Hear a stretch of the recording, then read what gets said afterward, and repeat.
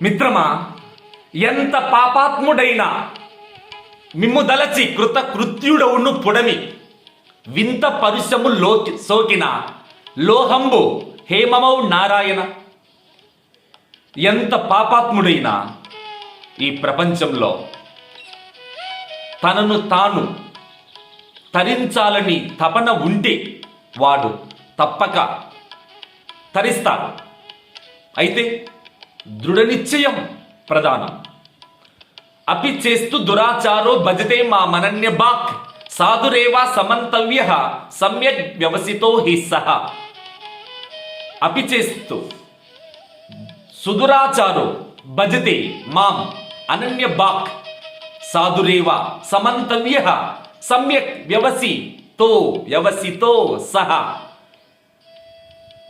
మిత్రమా, ఎంతటి దురాచారుడైనా పరమ దుర్మార్గుడైనా వాని హృదయంలో మార్పుగిన సంభవిస్తే అతడు సాధువై తీరుతాడని పరమాత్మే ప్రభంజనంలాగా తన ప్రతిజ్ఞ ప్రభంజనాన్ని వెదజల్లుతున్నాడు. కనుక మానవుడు పరివర్తన చెందితే పశ్చాత్తాపమే సగం పాపాన్ని కొట్టేస్తుంది. మిత్రమా, పశ్చాత్తాపం మనిషిని పరిపరి విధాల దుఃఖాలను నివారిస్తుంది. మన జీవితంలో ఇప్పటికీ ఎన్నో ఆటలాడాం, పాటలు పాడాం, కానీ పరిపూర్ణ శాంతి మాత్రం చిక్కలేదు. బాలాస్తావాత్ క్రీడాసక్త, తరుణాస్తావాత్ తరుణీసక్త, వృద్ధాస్తావాత్ చింతాసక్త, పరమీ బ్రహ్మని కోపినసక్త. బాలప్రాయమంతా ఆట పాటలుంటే చాలు, స్వర్గమొద్దు వైకుంఠమొద్దు అంటాం. ఆ బాలప్రాయంలోని ధ్రువుడు, ప్రహ్లాదుడు, మార్కండేయుడు, జ్ఞాన సంబంధుడు మొదలైన మహాత్ములు బాలప్రాయంలోని బ్రహ్మజ్ఞానాన్ని సంపాదించి జన్మధన్యత గావించారు. మరి బాలప్రాయం ఆటపాటలు సహజ ధోరణిలో చెప్పిన మాటే తరించాలని తపించే మహాత్ములకు ఒక వయసు నిర్దేశం కాదు. ఏ శాస్త్రం వాళ్ళను హెచ్చరించలేదు. కారణం, వారికి జన్మ జన్మల యొక్క పుణ్యఫలం సమృద్ధిగా ఉంది. అందుకే యద్యదాచరితి శ్రేష్ఠ తత్వదేవే తరో జనాః సయత్ ప్రమాణం కురుతి లోకస్తదను వర్తతే. 5 ఏళ్ల బాలుడు ప్రహ్లాదుడు చెప్పిన ఆ పవిత్ర జ్ఞానబోధ ప్రపంచమంతా ఈరోజు శిరస్సును ధరిస్తుందంటే కారణం, బాలుడైన జ్ఞాని ప్రపంచానికి పెద్దన్నే. జ్ఞాని జ్యేష్ఠ భ్రాత. ఈ ప్రపంచంలో జ్ఞాని అందరికీ పెద్దన్నతో సమానం. కనుక మిత్రమా, 5 ఏళ్ల వయసున్నంత వరకు ప్రహ్లాదుడు మనందరికీ కథ గుర్తుంది. తరువాత ఆయన కథ ఎక్కడుంది అంటే, నువ్వు ఈత నేర్చిన మరుక్షణం నీకు ఆనంద ప్రాప్తి, బాహ్యమైన భౌతికమైన తృప్తి కలుగుతుంది. కానీ ఈ బ్రహ్మ విద్యలో ఈ భవసాగరాన్ని దాటుకుని జ్ఞానమని విద్యను, తారక విద్యరిగిన సంపాదిస్తే నీ బ్రతుకు తారక బ్రహ్మయోగమై తరిస్తుంది. మిత్రమా, జ్ఞానం ఎవరి సొంతం కాదు, ఎవరికి స్థిరం కాదు. అది ఎవడైతే కష్టపడి జ్ఞానాన్ని సముపార్జిస్తాడో ప్రతి ఒక్కడు మహోన్నతుడి. మహానుభావులు అంటే ఉన్నతమైన భావాలతో జీవించే వారి మహానుభావులు. మహాశయుడు ఉన్నతమైన ఆశయాలతో జీవించేవారు ఎవరైనా మహాశయులే. కనుక మన జీవన యాత్ర పరమాత్మ తృప్తి కోసం, భగవంతుని అనుగ్రహం కోసమే ఈ ప్రయాణం. శ్రవణం, కీర్తనం. ఈ శ్రవణంతో తరించాడు ఎవరు? పరీక్షిత్ మహారాజు కీర్తనతో తరించాడు. నారద మహర్షి విష్ణు స్మరణం పాదసేవనం, స్మరణతో తరించింది అంబరీషుడు, పాదసేవనంతో పృథు చక్రవర్తి, మరి ఆంజనేయ స్వామి వందనం, అర్చనం పృథు చక్రవర్తి, వందనం హనుమంతుడు అర్జునుడు, దాస్యం మరి దాస్య భక్తిలో అగ్రగణ్యుడు ఆంజనేయ స్వామి. ఈ చెప్పినటువంటి అన్ని మార్గాలను ఆంజనేయ స్వామి అన్ని మార్గాలతో ఆరాధించాడు పరమాత్మ రాముణ్ణి. దాస్యం సత్యం అంటే సత్యం స్నేహం. ఈ మార్గం మాత్రం స్నేహితునిగా అర్జునుడు సఖ్యభక్తికి ప్రతీక. ఆత్మ నివేదనం 9వది. దీనికి బలిచక్రవర్తి తన జీవితాన్ని భగవానునికి సమర్పించాడు. ఆత్మ నివేదనం బలిచక్రవర్తి. కనుక నువ్వు ఏ కోణంలో నుండైనా ఆ కోనేటి రాయుణ్ణి జ్ఞాన వీక్షణంతో దర్శిస్తే నీ జీవితం సఫలం. మిత్రమా, నీలో పరిపూర్ణమైన భక్తి జ్ఞానం ఉంటే భగవంతుడు నిన్ను చూడటానికి పరవశించిపోతుంటాడు. అందుకే కంచిలో నుండ తిరుకచ్చి నంబి మీద గరునించి తన ఎడకు రప్పించిన వాడు.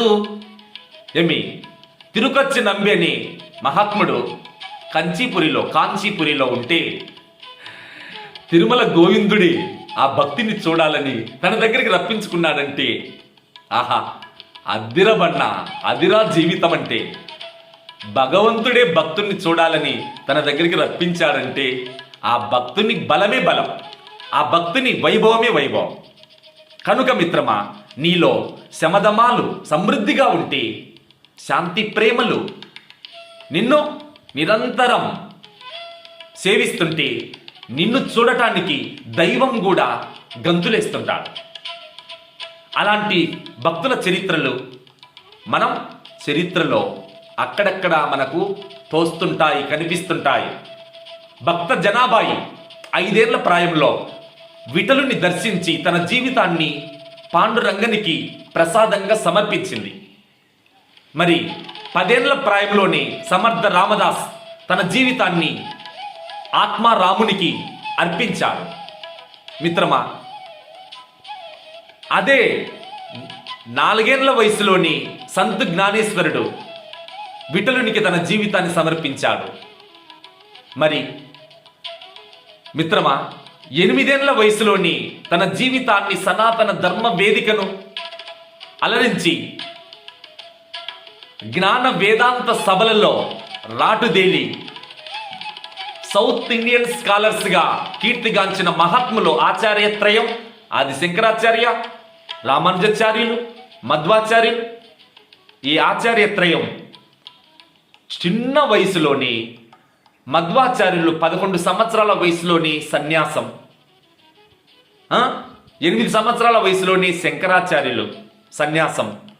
మరి అంత చిన్న చిరుత వయసులోని వారికి ఆ దివ్య జ్ఞానం ఎలా ప్రాప్తం అంటే అది బహుజన్మార్జిత పుణ్యఫలం. కనుక మిత్రమా, కృషి ఉంటే మనిషే మహా ఋషి.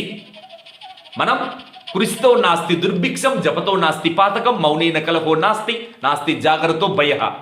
కనుక సమస్త భయాలకు మూలం అజ్ఞానం. ఆవరణం మల విక్షేపాదులు అజ్ఞానానికి సంతానం. నిర్భయత్వం ఒక్కటే జ్ఞానస్వరూపం. కనుక అభయం సర్వభూతేభ్యో దదామ్యేతద్వ్రతం మమ. రాముడు శ్రీరామచంద్రమూర్తి ప్రతిజ్ఞ చేసి పలికిన పాఠం మాట. సకృదేవ ప్రపన్నాయ తవాస్మితి చయాచతి అభయం సర్వభూతేభ్యో దదామ్యేతద్వ్రతం మమ. ఎవడైతే నన్నే పరమగతిగా భావించి రామ నేను నీ బంటునని మనస్ఫూర్తిగా ఒక్కసారి శరణు పొందితే వాణ్ణి సమస్త భూతాల నుండి సర్వ దుఃఖాల నుండి రక్షించడమే నా వ్రతం అన్నాడు రఘుపతి. రఘుపతి రాఘవ రాజారాం, పతిత పావన సీతారాం. కనుక మిత్రమా, అలాంటి తారక మంత్ర బ్రహ్మ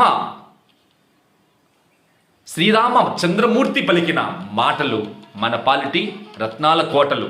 మన జీవితంలో జ్ఞానాన్ని సంపాదించాలంటే మొదట సగుణ భక్తిని సంపాదించి నిర్గుణ భక్తిలోకి సాగిపో. తల్లి సగుణం, తండ్రి నిర్గుణం. కనుక మిత్రమా, పగటికి దాసునిగా జీవించు, రాత్రికి రాజువై వర్ధిల్లు. కనుకనే భక్త మీరా పగటికి దాసిని, రాత్రికి రాణినని దండోర కొట్టింది. భక్త మీరా 5 ఏళ్ల వయసులోనే శ్రీకృష్ణునికి తన ప్రాణం, తన జీవితాన్ని ఆయన సేవకు అంకితం చేసింది. కనుక మిత్రమా, మహాత్ములు దీర్ఘ జీవనం కోరుకోరు, దివ్య జీవనమే వారికి ఇష్టం. కనుక అంశగా 6 నెలలు బతుకు. కాకే కలకాలం ఎందుకు? వేస్ట్. నీ జీవితం నిరర్ధకం. కనుక ఉన్నతమైన ఉత్తమ గుణాలతో జీవించు. ఈ నిమిషం నుండి పవిత్రమైన భావానికి పట్టాభిషేకం చేసుకో మిత్రమా. అంతకాలే చమామేవ స్వరణ్ముక్త్వా కలేబరం యప్రయాతి సమద్భావం యాతి నాస్తత్ర సంశయ. కనుక నీ భావనే నీకు పరమ గురువు, నీ భావనే నీకు పరమ దైవం, నీ భావనే నీకు పరమ పదం.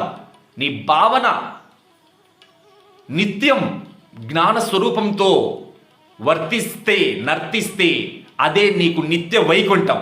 నీ భావన మిత్రమా పొరపాటున చెదిరిపోతే నీవు పతనమైపోతావు.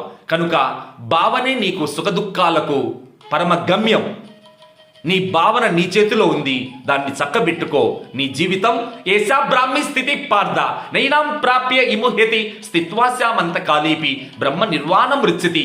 పరమాత్మ పదే పదే ప్రబోధిస్తున్నాడంటే మిత్రమా, భగవద్గీత ఎందుకు విశ్వగ్రంథమై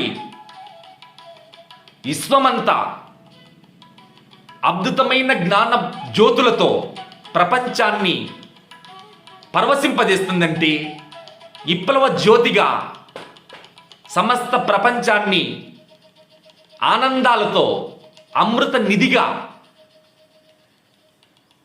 సకల సుఖశాంతులను ప్రసాదిస్తుందంటే అదే భగవద్గీతలోని సర్వమత సమన్వయ ధోరణి. ఆ సర్వమత సారం గీత.